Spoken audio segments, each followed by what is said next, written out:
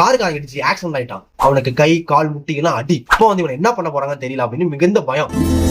Hello, கதை சொல்லிட்டேன். இன்னைக்கு நம்ம பார்க்க போற கதை பைக். நிதிஷ் அப்படிங்கிற பையன் தான் 10வது படிக்கும் போது அவங்க அப்பாவுக்கு வீட்டுக்கு தெரியாம பைக் எடுத்துட்டு இந்த மாதிரி ஓட்டுவான். இது டீனேஜ்ல எல்லாரும் நடக்கிற விஷயம் தான், எல்லாரும் அப்படிதான் ஓட்டுவாங்க. அவங்க அப்பாவுக்கு தெரியாம ஒரு நாள் பைக் எடுத்தான். அந்த பைக்கை ஓட்டிட்டு உள்ள ஒரு காருக்கு ஆகிடுச்சு, ஆக்சிடென்ட் ஆயிட்டான். அவனுக்கு கை கால் முட்டிகள்லாம் அடி. இவனுக்கு பைக்குக்கு என்ன ஆச்சுன்னு தெரியல, அவங்க அப்பா வந்து இவனை என்ன பண்ண போறாங்கன்னு தெரியல அப்படின்னு மிகுந்த பயம். அப்ப மனசுல நினைச்சுக்கிட்டேன், இனிமே நம்ம பைக்கே ஓட்டிடக்கூடாதுரா அப்படின்ட்டு. அவனும் ஹாஸ்பிட்டல சேர்த்தாங்க, எல்லாரும் திட்டினாங்க. அந்த பைக்கை வந்து மெக்கானிக் ஷாப்ல விட்டாங்க. ஆனா அவன் டிஸ்சார்ஜ் ஆகி வந்த மறுநாள் அவங்க அப்பா அதே பைக்கை எடுத்து ஓட்டுறா அப்படின்னு சொன்னாரு. அந்த பையனுக்கு ஒரே பயம். அவங்க அம்மா, எங்க அவங்க பைத்தியமா, இப்ப ஏங்க ஓட்ட சொல்றீங்க அவன பைக்கை?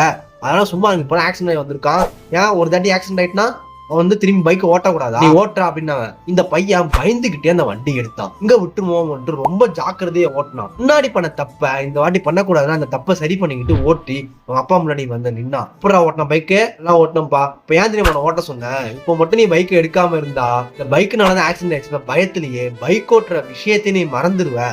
பைக் ஓட்டுனாலே அலர்ஜி ஆயிடும் உனக்கு, அப்புறம் பைக்குனாலே பயந்து பயந்து வாழுவேன், பயத்தை போக்கதான் உடனே உன பைக் எடுக்க சொன்னேன், இனிமே உனக்கு இந்த பைக் ஏன் இருக்காது அப்படின்னு அவங்க அப்பா சொன்னாங்க. அந்த நேரத்துல வந்து அவங்க அப்பா ரொம்ப பெருமையா நினைச்சிட்டான். நம்ம ஒரு விஷயம் தப்பா பண்ணிட்டோம் அப்படின்ட்டு வேலையை கொடுக்க மாட்டான். அவனுக்கே அவன் டவுட் வந்துடும், இந்த வேலையை நம்ம பண்ண மாட்டோம் அப்படின்ட்டு.